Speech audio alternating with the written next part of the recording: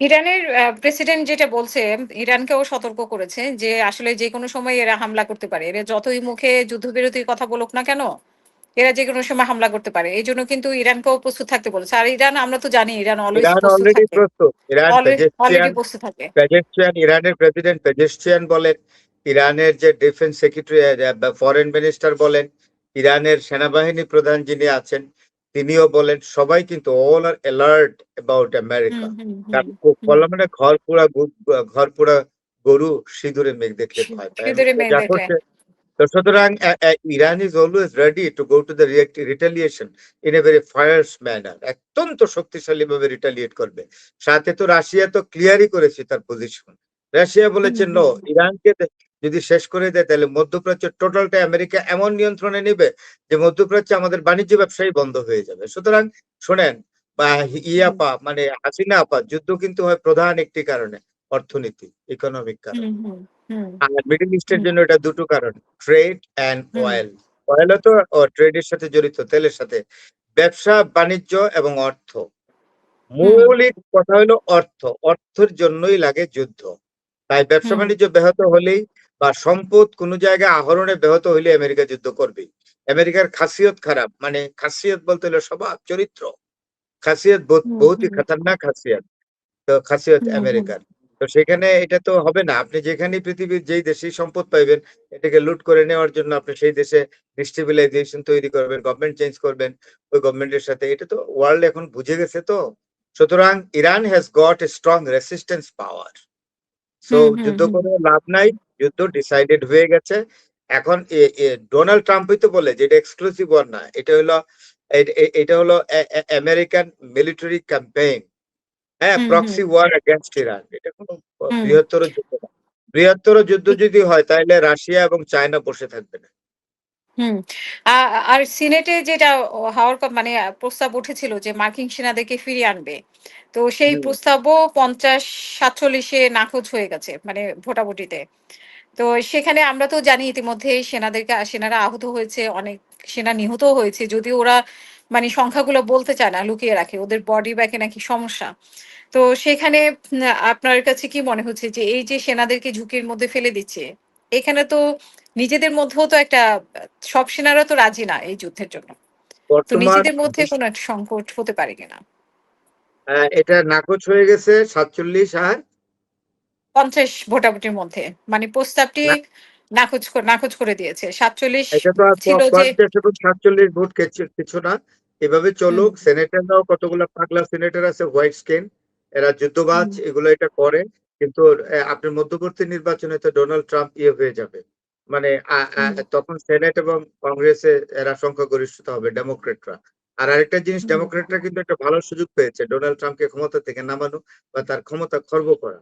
এটাও ঠিক। হুম, তো যখন নভেম্বর তো বেশি না, দেখতে দেখতে চলে যাবে। আর বা এই সময়ে যুদ্ধটা ইরান চালিয়ে যেতে পারবে, কারণ ইরানের যে রেজিস্টিং পাওয়ার, যেটা power of hmm, hmm, resistance is very much stronger than hmm, previous time গুলো। আর জেনেও গেছে আমেরিকাকে কিভাবে ওয়ারফিল্ডে ফেস করতে হয়। সুতরাং ওই হুম, নভেম্বর পর্যন্ত ডোনাল্ড ট্রাম্প যা করার করবে। ইরানকে নভেম্বর পর্যন্ত, এই সময়ের মধ্যে ইরানকে হারানো অসম্ভব। Iran has got already the indomitable spirit to fight any country of the world. Hmm. Farad ভাই এখন হচ্ছে যে মানে যুদ্ধ তো যেকোনো সময় হতে পারে। আর ইরানও তো যতটুকু আস্থা অর্জন করেছিল মানে যুক্তরাষ্ট্র তাও ধ্বংস করে দিল এই যুদ্ধবিরতির মাধ্যমে। আর হচ্ছে যে আপনি আরেকটা নিউজ দেখেছেন নিশ্চয়ই ইতালি এবং স্পেন থেকেও সেনা সরানোর আভাস দিয়েছে আ ট্রাম্প। আ তাদের ইরানের সঙ্গে আবারও যুদ্ধ শুরু হতে পারে এবং ইতালি ও স্পেন থেকে। ইতালি, স্পেনে কি ওদের সেনা আছে কিনা? মানে অবশ্যই প্রত্যেকটা ইউরোপিয়ান নেটোভুক্ত দেশে আমেরিকার নৌ ঘাঁটি আছে, জানেন না আমেরিকা? হুম, হুম, হুম, পৃথিবীর, হুম। আমি আপনাকে বলি, মধ্যপ্রাচ্যে অফ দ্য রেকর্ড, হ্যাঁ, হুম, অন দ্য রেকর্ড বলছি, ৮০০ মিলিটারি বেজ আছে সারা ওয়ার্ল্ডে। এবং এই দিয়া হুম, আমেরিকা সারা পৃথিবীকে কান ধরে কান মোলানি দেয়। হুম, হুম, হুম। আপনি বলছেন এখন নিয়ে আসলে ভালো, ইটালি আর সেকেন্ড টাইম আর কোনো অ্যাক্সেস দিবে না আমেরিকান হ্যাঁ, আর্মিকে। আপনি হুম, আরেকটি জানেন তো যে আমেরিকার একটা ব্রিটিশ একটা এয়ারবেজে আমেরিকান অনেকগুলো ফাইটার ছিল, ব্রিটিশ হুম, এয়ারবেজে। হুম, বুঝতে হুম, পারছেন হুম, তো? হুম, হুম, ব্রিটিশ হুম। এয়ারবেজে ওইটা পুরো একদম ছারখার হয়ে গেছে গতকালকে, পরশুদিন। ও! হুম, হুম, হুম। সেটা তো খুবই তার মানে সাংঘাতিক একটা আমেরিকার এমনিতে তো জেট ফাইটার এখানে ক্ষতিগ্রস্ত হয়েছে। It has been burned out. কে করেছে জানি না। হুম। আর ইদানিং ওই যে যুদ্ধজাহাজে নতুন করে জ্বালানি, খাবার, গোলাবারুদ এগুলা ভরছে যুক্তরাষ্ট্র। আ আপনি নিশ্চয়ই দেখেছেন।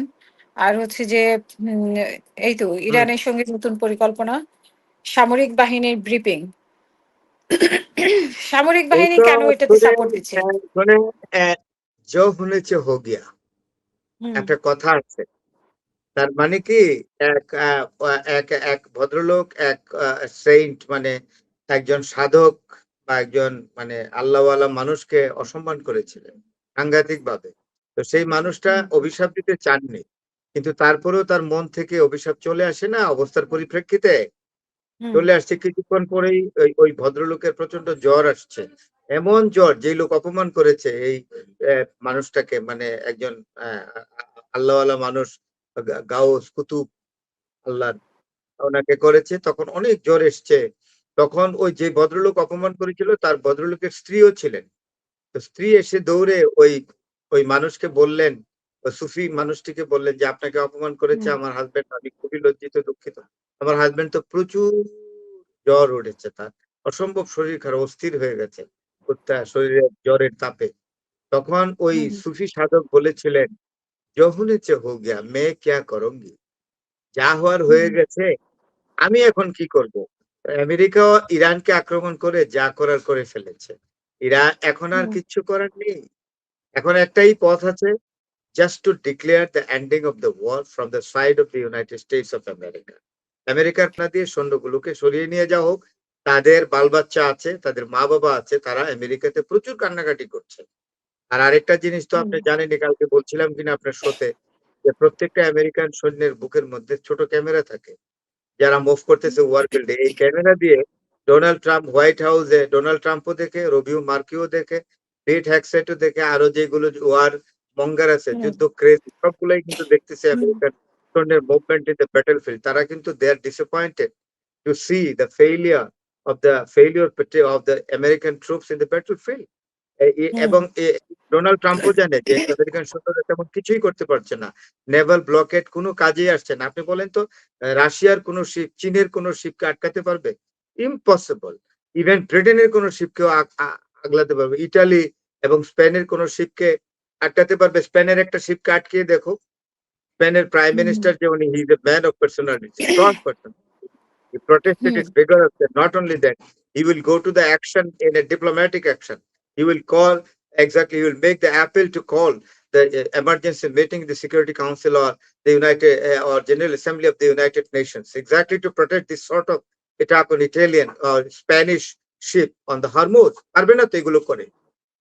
সুতরাং হুম। পৃথিবী এখন জেগে গেছে আমেরিকার বিরুদ্ধে। আমেরিকা শুধু ইসরায়েলকে নিয়ে আছে। America is quite alone. Once again, I would like to state this.